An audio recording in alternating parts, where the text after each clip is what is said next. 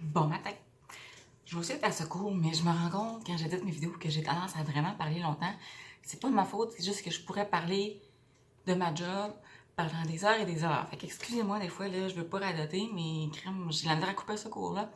Bref, aujourd'hui, je voulais expliquer à tous et à toutes comment devenir une infirmière au Québec, OK? Il y a deux manières, on va dire. Les deux manières, il faut qu'on se rende jusqu'au permis de pratique après l'examen de l'OEQ, de l'Ordre des infirmiers et infirmières du Québec. Premier parcours, on pourrait dire, ça serait de passer par le cégep, OK? Donc, après le secondaire ou même n'importe où dans la vie, là, on peut appliquer au cégep avec il faut faire sa chimie, puis il faut avoir des sciences 436. Ça a changé beaucoup, le masque. Il faut avoir certaines sciences, puis avoir la chimie, ou sinon faire sa chimie en cours de route dans le DEC. Mais sinon, après 3 ans de soins infirmiers, après avoir fait notre DEC, l'OEQ, l'Ordre des infirmiers et infirmières du Québec, vont contacter les finissantes du DEC pour les convoquer à l'examen de l'ordre. Tan, tan, tan. Parce que l'examen de l'ordre, là, on entend ça pendant 3 ans, puis ça nous terrorise littéralement. Puis dans mon temps, l'examen de l'ordre, il y avait des Écosses en plus, puis tout ça. Là. Non, moi, j'ai pas eu les Écosses, j'ai eu la nouvelle version. La première fois qu'ils ont modifié l'examen de l'OEQ après des années, ça a été à ma cohorte, on va dire. Donc, moi, j'ai eu un certain stress. Bon. Quand on fait notre deck en soins, on est obligé de faire l'examen de l'ordre après. Il y a des exemptions, comme par exemple, si tu veux pas faire l'examen de l'ordre parce que tu fais ton bac tout après, tu peux être exempté parce que tu poursuis au bac. OK? Là, ils vont te dire, c'est beau, tu feras ton examen après ton bac. Mais moi, je le conseille pas parce que débarrasse-toi tout de suite. Puis tu sais, qu'est-ce qui arriverait si jamais tu coules ton examen de l'ordre à la fin de ton bac? Tu vas comme être ramassé avec un deck puis un bac pour rien. Puis ensuite de ça, tu sais, c'est un stress que tu vas garder tout le long de tes années au bac. Ça sert à quoi, là? Débarrasse-toi-en, puis aussi, tu sais, ta matière est plus fraîche du cégep. Au bac, on voit d'autres choses qui sont différentes, qui sont pas nécessairement importantes, aidantes pour l'examen de l'ordre en particulier, OK? Fait que, genre, après le cégep, faites votre examen de l'ordre. Il y a d'autres exemptions qui sont possibles si tu as un enfant, si tu es en maternité, je crois. Ensuite de ça, je pense en cas de décès. Là. Fait que si tu as un conjoint, un parent qui décède, mais là, ils vont pas t'obliger à faire l'examen de l'ordre là, quand même. Là. Donc, ils vont le reporter. OK? Ensuite de ça, si jamais tu fais ton bac initial, ça c'est un 3 ans, puis tu commences directement à l'université, tu skippes complètement ton deck. Ben, tu as un deck en poche à quelque part, mais c'est pas lu en soins infirmiers nécessairement. OK? Après ton 3 ans voyons, ton 3 ans à l'université, ton ordre des infirmiers et infirmières du Québec, ils vont te contacter, ils vont te dire il faut que tu viennes faire ton examen de l'ordre, un peu comme au cégep. Et puis ensuite de ça, tu as 3 fois pour passer l'examen de l'ordre. C'est-à-dire que si tu le coules la première, la deuxième, la troisième fois, ça va être ta dernière chance pour être infirmier, infirmière. Fait que c'est stressant. Les cours liés à l'examen, j'ai pas été capable de trouver les cours récemment des dernières années, mais dans mon temps, il y a à peu près 5 ans, c'était à peu près 600 $. Là. Moi, je pense que ça n'a pas dû baisser moins que ça, probablement plus que ça en fait. En plus, ils ont enlevé les Écosses, puis que c'est rendu c'est plus des questions longues à réponse, à développement, c'est rendu des réponses à encercler. Je pense que c'est 150 questions à encercler, vrai A, B, C, D, par exemple. Je dis pas que c'est plus facile ou moins facile, mais je dis que pour la correction, c'est beaucoup plus facile. Mais l'examen, en plus d'enlever dans les régions comme au Saguenay-Lac-Saint-Jean, avant, on pouvait faire notre examen de l'ordre au Saguenay. Maintenant, il faut se rendre absolument à Québec, donc souvent louer une chambre d'hôtel là-bas pour être sûr d'arriver à l'heure, tout ça. Donc, ils ont enlevé des services au niveau des régions, ils ont diminué le temps de correction, ils ont enlevé les Écosses. Pourtant, le coût, il n'a pas baissé. C'est pas une vidéo là-dessus. Je suis désolée, je vais trop loin, je vais peut-être couper ça.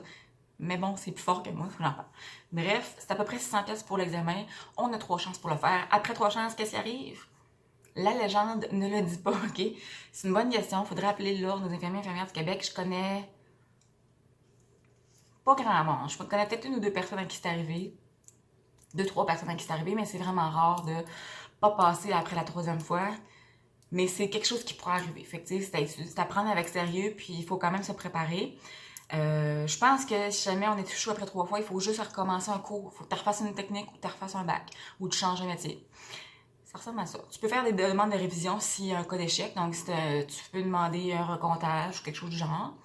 Ensuite de ça, la préparation à l'examen de l'ordre, ils ont des bons trucs sur leur site internet. Moi, mon meilleur truc, là, j'avoue que j'ai pas eu de de feedback, j'ai pas eu de retour sur des filles qui l'ont fait récemment dans les dernières années.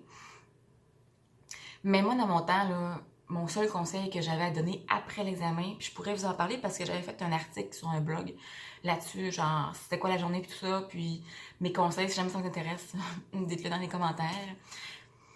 Mais mon conseil qui revenait pour l'examen de l'or, c'est fais juste étudier pour t'enlever un stress. Parce que si t'es stressé, là, puis tu te dis fuck, j'ai pas assez étudié, fuck, je suis en retard, fuck, mon ami a étudié bien plus que moi, maudit, j'ai trop travaillé, je suis pas prête, je me suis prête à la dernière minute, je suis stressée. Ça, là, c'est un stress là, qui est négatif puis qui est néfaste. Fait que t'as pas besoin de tout ça. Fait que... Puis je te dis même pas d'étudier comme, mettons, tes signes d'hypoglycémie ou genre comment contrôler l'hypertension artérielle ou ben souvent, en plus, dans mon temps, c'était des questions de jugement. Donc, ton jugement en tant qu'infirmière dans une équipe, ton jugement par rapport à ta déontologie, à ton code d'éthique, les règlements qui s'appliquent à la plupart des milieux. C'était des cas de même. Fait que c'était même pas il y avait des cas de théorie. Oui, oui, il y en avait, là, tu sais. Mais c'est surtout du jugement. C'était pas nécessairement de la matière. Donc, est-ce qu'on pouvait vraiment se préparer à cet examen-là dans mon temps? Je pense que non, pas vraiment. C'est que genre, si t'as fait ton deck puis ton bac, t'es supposé déjà être capable, là, assez outillé pour le réussir. Mais mon conseil, c'était d'étudier juste assez pour enlever ton stress. Genre, dis-toi au moins, gars, j'aurais tout étudié, j'aurais tout fait ce que je peux. Fait que, genre, moi, j'ai fait de mon mieux, fait qu'on adviendra que pourra, là, tu sais. Fait que ça, c'est mon truc. Ensuite de tout ça, ça ressemble à ça. Fait que c'est soit on fait un deck, soit on fait un bac. Puis, après ça, on fait le permis, on fait l'examen de l'OEQ. Qui se donne à peu près en septembre, 2 fois par année, ou 3, non, 2 fois par année, en septembre puis en mars. Fait que si t'échoues le premier en septembre, tu peux te rattraper en mars. Ensuite de ça, les résultats sont maintenant postés, mais sont plus postés. Mais dans mon temps, c'était la crise cardiaque, là, quand tu voyais le monde sur Facebook qui disait « J'ai reçu mon enveloppe, j'ai reçu ma réponse, puis là, toi, t'es au travail, puis là, tu te dépêches d'aller chez vous, voir dans ta boîte aux lettres, puis là, des fois, tu l'as pas, puis là, tout le monde dans ta rue, dans ton quartier là, mais pas toi. » Puis là, tu te dis, c'est-tu parce que j'ai chaud, tout ça, mais bon, là, bref, l'anxiété de baller l'enveloppe puis de pleurer après parce que t'as passé, félicitations. Mais là, maintenant, les résultats sont envoyés quelques semaines via courriel ou bien via la plateforme de l'OEQ, le site internet, fait que ça, c'est super, super, en fait.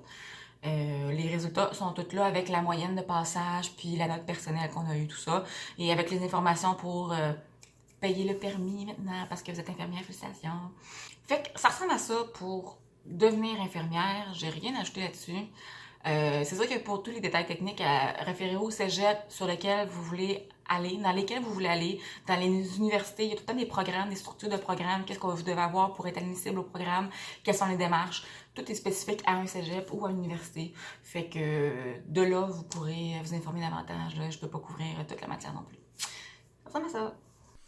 Je tenais aussi à vous mettre un tableau que l'AIPSQ, l'Association des infirmières praticiennes spécialisées du Québec, produit. Je vais mettre aussi un lien là, vers la page pour les formations qui sont requises. Donc, c'est mettre en vue le cheminement là, universitaire des étudiants en sciences infirmières au Québec. On a le premier cycle, le deuxième cycle et troisième cycle. J'en profite pour souligner à les auditrices, je sais pas, les personnes qui m'écoutent qui sont françaises, qu'il y a une entente entre le Québec et la France pour l'équivalence des diplômes et en tout cas la pratique. Donc ça fera objet d'une autre vidéo, mais ça peut vous intéresser. Il est là.